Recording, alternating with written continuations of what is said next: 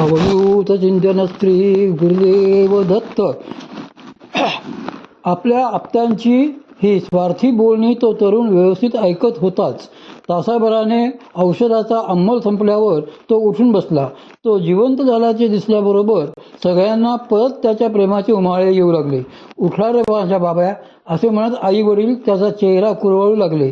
तेव्हा तो त्यांना झिडकारून म्हणाला, मी आता तुमचा बाब्या नाही, मी कोणाचा कोणीही नाही. मी या साधू महाराजांबरोबर निघून जाणार आहे. आणि वैराग्य येऊन खरोखरीच तो त्या साधूंबरोबर कायमचा निघून गेला. आस्था निरोगी असावी. आस्था कशी हवी? प्रपंचात आस्था जशी स्वार्थापोटी असते तशी ती नसावी. आपल्याला आपल्या सद्गुरूंबद्दल जी आस्था असते ती श्रद्धेपोटीने असावी, स्वार्थापोटी नसावी. वेळ प्रसंगी ते पत्रिका बघून आपल्याला काही सांगतील, आपली दुखणी खुपणी संकटे दूर करतील असा स्वार्थ तेथे नसावा. तेच आपल्याला परमार्थ पथावर सांभाळतील, ते आपले सर्वस्व आहेत अशी खरीखुरी श्रद्धा त्यांच्याविषयी असावी. माझ्या कर्माप्रमाणे जे काही बरे वाईट व्हायचे असेल ते होईलच, पण ते मला भवसागरात बुडू देणार नाहीत अशी त्यांच्याविषयी दृढ श्रद्धा असावी. ते जे काही करतील ते माझ्या हिताचेच असेल असा पक्का विश्वास त्यांच्यावर असावा. त्यांच्याकडून कधीही आपले अकल्याण होणार नाही अशी खात्री असावी. असे जर का असेल तरच तुमच्या आस्थेचे मूळ निरोगी आहे असे समजावे. नाहीतर तुमची आस्था ही किडक्या मुळाची असेल, तिचे मूळ निरोगी नसेल. जर किडक्या मुळाची आस्था असेल तर तो मनुष्य पाखंडी असतो, कारण मूळच जर रोगट असेल तर झाडही तसेच खुरटे होते, ते चांगले मोठे वाढू शकत नाही. जिथे शरणागती नसते तिथे पाखंडीपणा वाढतो, दांभिकपणा वाढतो. जगामध्ये परमार्थाच्या खरोखरच आड येणारे जर काही असेल तर ते म्हणजे हा पाखंडीपणा. आस्थेचे विरुद्ध टोक म्हणजे हा दांभिकपणा. माझ्याजवळ खूप पैसा आहे, गाडी आहे, मी देवदर्शनाला का जातो तर लोकांना कळावे की हा माणूस मोठी मोठी महागडी गाडी घेऊन फिरतो म्हणून. मी देवांना हात का जोडतो तर माझ्या बोटातल्या बहुमोल अंगठ्या लोकांना दिसाव्यात व पहा किती श्रीमंत माणूस आहे हा असे त्यांनी म्हणावे म्हणून. असे वाटणे हा सगळा दांभिकपणा असतो, तोच परमार्थाच्या आड येत असतो. जेथे केवळ तुमचा स्वार्थ असतो तेथे विश्वास नसतो, श्रद्धाही नसते. श्रद्धा ही अशी गोष्ट आहे की जोपर्यंत तिला सात्विक विचारांची बैठक लावत नाही तोपर्यंत ती स्थिर राहू शकत नाही. तामसी राजसी विचारांची बैठक असलेली श्रद्धा स्वार्थाच्या महापुरात केव्हा वाहून जाईल ते सांगता येणार नाही. तशा श्रद्धेची शाश्वती देता येणार नाही. आपल्या इंद्रियांना विषयांचेच वळण पडलेले असते, त्यामुळे ती इंद्रिये स्वार्थाकरता विषयांकडे कधी वळतील आणि आपली श्रद्धा कधी भंग पावेल हे सांगता येत नाही. त्याचे भजन राहीना.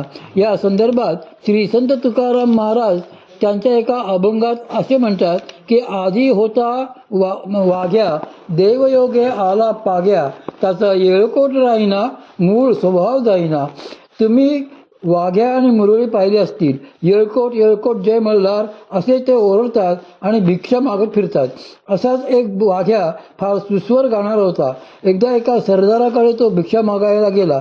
त्याचे सुंदर गाणे ऐकून सरदाराला तो फार आवडला. तो म्हणाला, तुझ्यापाशी एवढी कला असताना तू अशी भिक्षा मागत कशाला फिरतोस? मी तुला माझ्या घोडेपागेचा प्रमुख बनवतो. घोडपागेच्या प्रमुखाला पाग्या असे म्हणतात. काही दिवसांनी त्या सरदाराकडे तक्रारी येऊ लागल्या की जेव्हापासून या वाघ्याला तुम्ही पाग्या केले आहे तेव्हापासून सगळे घोडे मरगळलेले असतात. त्या घोड्यांना झोप नीट मिळत नाही. घोड्यांचे असे एक वैशिष्ट्य असते की संध्याकाळ झाल्यानंतर ते उभ्या उभ्या झोपतात आणि साधारणपणे रात्रीच्या 2 प्रहरानंतर झोपेतून जागे होतात. ते मग पुढे जागेच असतात. जातिवंत घोडे उभ्या उभ्या झोपतात हे काही या पाग्याला माहीत नव्हते. त्याने त्याच्या आयुष्यात तोवर बैल गाई म्हशीच पाहिलेल्या होत्या, त्यामुळे त्याला वाटे की घोडे उभे आहेत म्हणजे जागेच आहेत. म्हणून तो रात्रीच्या वेळीही जोरजोराने येळकोट येळकोट जय मल्हार म्हणत भजन करायचा. त्यामुळे घोड्यांच्या झोपेचा भंग व्हायचा, ते जागेच राहायचे. आधी होता संत संग, तुका झाला पांडुरंग, त्यांचे भजन राहीना, मूळ स्वभावच जाईना. श्री संत तुकाराम महाराज याच संदर्भाने म्हणतात की वाघ्याचा दैवयोगाने पाग्या झाला तरी त्याचा मूळ स्वभाव काही गेला नाही आणि त्याचा येळकोट काही थांबला नाही. तसाच मी आधी संतसंगतीतील एक जीव होतो. नित्य भजन करता करता मीच पांडुरंग स्वरूप झालो. पण देव झालो तरी माझे भजन काही थांबले नाही. देव झालो तरी माझा मूळचा स्वभाव भजनशीलता काही गेली नाही. पाखंड्यांचे मनोरथ. सत्पुरुषांनी एक सत्यच घट्ट धरून ठेवलेले असते, ते त्यास कधीही सोडत नाहीत. या उलट दुर्जनांनी असत्याला, अश्रद्धेला, स्वार्थाला पक्के धरलेले असते, त्यांना ते कधीही सोडत नाहीत. एखाद्याची श्रद्धा जर तामसी राजसी असेल तर ती केव्हाही डळमळीत होऊन वाहून जाऊ शकते. म्हणून पाखंडाच्या ठिकाणी जर आस्था दृढ व्हायची असेल तर विश्वास श्रद्धेची उपमुळे अगोदर उत्पन्न व्हाव्या लागतात. म्हणजे श्रद्धा उत्पन्न झाली, एखाद्या गोष्टीवर विश्वास बसला तरच हे पाखंडी लोक बदलू शकतात. जगामध्ये देवधर्माला लागलेले जे काही लोक दिसतात त्यांना या संदर्भात विचारून पहा. त्यातले काही लोक सांगतील की आमचा अमुक अमुक एक आपचा आजारी पडला, काही केलं त्याला गुण येईना, पण अमुक एका सिद्धस्थानावर नेल्यानंतर त्याला बरे वाटायला लागले. म्हणजे आधी त्यांना सिद्धस्थानाचा अनुभव आला, मग त्या अनुभवाने त्यांच्या ठिकाणी श्रद्धा उत्पन्न झाली. यामुळेच पुढे आस्था निर्माण झाली. त्याचप्रमाणे एखादा मूळचा पाखंडी जरी असला तरी सिद्धस्थानी आलेल्या अनुभवांमुळे त्याच्या अंतःकरणात आस्था उत्पन्न होते आणि त्याला असे वाटू लागते की या स्थानी आपणही तपश्चर्या केली पाहिजे. पण हे फक्त त्याचे मनोरथ असते, त्याला केवळ मनामध्येच तसे वाटत असते. प्रत्यक्षात काही ते घडत नाही, कारण सिद्धस्थानावरून बाजूला जाताच तो परत मूळ स्वभावावर येतो. एखादा जर खरा पारमार्थिक असेल तर इतर 100 गोष्टी बाजूला ठेवून तो तेथे तपाला बसेल. पण एखादा जर पाखंडी असेल तर मात्र त्याच्या मनात केवळ तसा विचार येईल. त्या स्थानी झालेल्या तपश्चर्येमुळे त्याच्या मनात तशी तात्पुरती आस्था उत्पन्न होईल एवढेच. त्याची कर्मेंद्रिये, ज्ञानेंद्रिये विषयातच गुंतलेली असल्याने ती त्याला तेथे तपश्चर्याला बसू देणार नाहीत. इंद्रियांचा भरोसा कोणी द्यावा? जोपर्यंत एखाद्याची इंद्रिये त्याच्या ताब्यात येत नाहीत तोपर्यंत त्याचा पाखंडीपणा पुढचा संपला असेल असे होत नाही. मांजर रूपी इंद्रियाची कथा. या संदर्भात बिरबल आणि बादशाहची एक मोठी मजेशीर गोष्ट तुम्हाला सांगतो. एकदा संध्याकाळच्या वेळेस बिरबल बादशाहाकडे आला तेव्हा बादशाह भोजनाला बसलेला होता. त्यानेच बिरबलाला मुद्दाम निरोप पाठवला होता की त्वरित माझ्या महालात ये आणि मी कसं थाटात जेवतोय ते बघ. बिरबल तिथे पोहोचला तेव्हा एक मोठे अद्भुत दृश्य त्याने पाहिले. बादशाह जेवायला बसलेला होता आणि त्याच्या ताटाभोवती 10 मांजरे गोल करून निमूटपणे बसलेली होती. त्या प्रत्येक मांजराच्या डोक्यावर एक एक दिवा तेवत होता. आश्चर्य म्हणजे ती मांजरे काहीही हालचाल न करता डोक्यावर दिवा घेऊन शांतपणे बसलेली होती. बादशाह मोठ्या अभिमानाने बिरबलाला ते दृश्य दाखवीत म्हणाला, बघ, नुसती माणसेच नाहीत तर मांजरे देखील माझ्या ताटाखाली आहेत, मांजरे देखील माझ्या आज्ञेत आहेत. त्यावर आश्चर्यमुद्रेने बिरबल म्हणाला, छान, मला आपले हे सामर्थ्य आजवर माहीत नव्हते. माझ्या लहान मुलालाही तुमचे हे अद्भुत सामर्थ्य दाखवण्याची मला फार इच्छा झालेली आहे. कृपा करून उद्याही असाच खेळ करावा. मी मुलाला घेऊन येतो. त्यावर बादशाह खुशीने म्हणाला, अवश्य. उद्या कशाला? आत्ताच. आणि त्याला बिरबल म्हणाला, नको महाराज, मी उद्याच येतो. दुसऱ्या दिवशी बादशाह परत तशीच मांजरे घेऊन जेवायला बसला. बिरबल बरोबर वेळेत आपल्या मुलाला घेऊन तेथे गेला. ते लहान पोर अगदीच अजाण होते. बिरबलाने त्या एका हाताने त्या पोराला धरलेले होते आणि दुसऱ्या हातात एक पुडी धरलेली होती. त्याने पोराला पुढे ओढीत ते दृश्य दाखवले. तो म्हणाला, बघ बाळा, आपल्या बादशहाचे सामर्थ्य केवढे आहे. वास्तविक पाहता मांजरे चंचल असतात, एरवी इकडे तिकडे पळणारी मांजरे, पण ती सुद्धा डोक्यावर दिवे घेऊन शांतपणे बसलेली आहेत.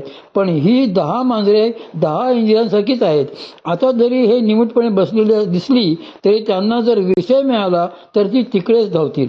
आता त्या लहान मुलाला यातले काय कळणार? तो आपला उगीच हो हो करीत होता. बादशहाने मात्र बिरबलाचे ते बोलणे ऐकून जरा रागाने विचारले की, बिरबला, तू असे का म्हणत आहेस? तेवढ्यात बिरबलाने आपल्या दुसऱ्या हातातली पुडी सोडली. त्यात एक मेलेला उंदीर होता. त्याने तो मांजरासमोर फेक टाकला. उंदीर दिसल्याबरोबर खड्ड्यात गेला तो दिवा आणि ती शिस्त अशा आविर्भावाने ती सगळी मांजरे त्या उंदरासाठी धावली. वैराग्याचे विविध प्रकार. त्याचप्रमाणे संतांनी बसविलेल्या स्थानी आल्यामुळे पाखंड्याच्या मनात जी आस्था उत्पन्न झालेली असते ती पण तात्पुरतीच असते. त्या स्थानी विषय नसतात म्हणून तिथे असेपर्यंतच त्यांच्या मनात आस्था जागृत राहते. तिथून उठून बाहेर आले, इंद्रियांना विषय मिळाले की संपली आस्था. त्याच्या अंतःकरणात परत विषयांची आवड उमलू येते.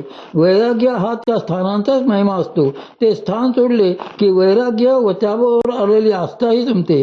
आपल्याला या प्रकारचे नेहमी अनुभवाला येणारे उदाहरण म्हणजे स्मशान वैराग्याचे. शास्त्रांनी विरक्तांचेही काही प्रकार सांगितलेले आहेत. काही असतात जन्म नपुसंक, म्हणजे त्यांना जन्मताच विषयाची आवड नसते. काही जणांना जन्मताच खाण्यापिणे आवडत नसते, तर काहींना जन्मताच कपडे ते आवडत नसतात. विरक्तांचा दुसरा प्रकार म्हणजे भोग नपुसंक. विषयाचे वारंवार भोग घेऊन ते ज्यांना नकोसे झाले आहेत असे लोक. तऱ्हेतऱ्हेचे कपडे वापरले, तऱ्हेतऱ्हेचे पदार्थ खाल्ले, नाना देश हिंडलो, पण आता या सगळ्यांचा कंटाळा आला आहे असे हे लोक म्हणतात. तिसऱ्या प्रकारच्या विरक्तांना वैराग्य नपुसंक असे म्हणतात. त्यांच्या अंतःकरणात जन्मोजन्मीच्या साधनेने खरोखरच वैराग्य उत्पन्न झालेले असते. ज्यांना सगळ्या अलौकिक प्रापंचिक गोष्टी नकोशा झालेल्या असतात त्यांना वैराग्य नपुसंक असे म्हणतात. विरक्तांचा चौथा जो प्रकार सांगितला आहे त्यांना क्षणिक नपुसंक असे म्हणतात. ज्यांना केवळ काही क्षणापुरतेच सगळे नकोसे वाटते असे लोक.